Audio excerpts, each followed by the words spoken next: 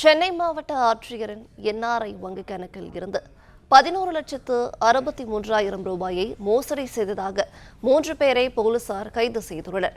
கூடுதல் தகவல்களை தருகிறார் செய்தில் சரவணகுமார். வணக்கம். இந்த சம்பவம் தொடர்பான மேலும் விவரங்கள். வெளிநாட்டில் பணிபுரியும் இந்தியர்கள் யாரேனும் பணியின் போது உயிரிழந்து விட்டால் அவர்களுடைய குடும்பத்தினருக்கு இழப்பீடு உதவி செய்வதற்காக அந்தந்த மாவட்ட ஆட்சியர்கள் மூலமாக இந்த என்ஆர்ஐ வங்கி கணக்கு செயல்படுகிறது. இதே போன்று சென்னை மாவட்ட ஆட்சியரினுடைய இந்த என்ஆர்ஐ வங்கி கணக்கில் இருந்து 11.63 லட்சம் ரூபாய் பணத்தை முறைகேடாக எடுத்திருப்பதாக 2 அரசு ஊழியர்கள் மற்றும் உட்பட ஒரு 3 பேரை வடக்கு கடற்கரை காவல் நிலைய போலீசார் கைது செய்திருக்கிறார்கள். இதில் சுப்பிரமணி என்பவர் அந்த என்ஆர்ஐ பிரிவுல பணிபுரிந்தவர் மாவட்ட ஆட்சியர் அலுவலகத்துல.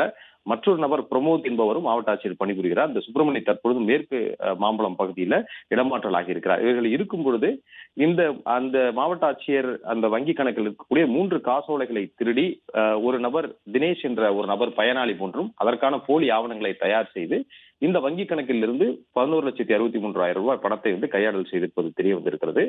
இது தொடர்பான புகார்ல இந்த 3 பேரையும் கைது செய்திருக்கிறார்கள். இந்த பணத்தை வாங்கி உயர் ரக இருசக்கர வாகனம் ஒன்று வாங்கியிருப்பது 3 லட்சம் ரூபாய் மதிப்பிலான இருசக்கர வாகனத்தையும் பறிமுதல் செய்திருக்கிறார்கள். மேலும் 85,000 ரூபாய் பணம், ஒரு சவரன் நகை ஆகியவற்றையும் பறிமுதல் செய்து இந்த போலி ஆவணங்களை தயாரிப்பதற்கான ரப்பர் ஸ்டாம்ப் உள்ளிட்ட அந்த பொருட்களையும் வடக்கு கடற்கரை காவல் நிலைய போலீசார் பறிமுதல் செய்துள்ளனர்.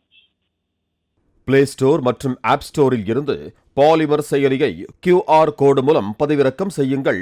செய்திகளை உடனுக்குடன் பெறுங்கள்.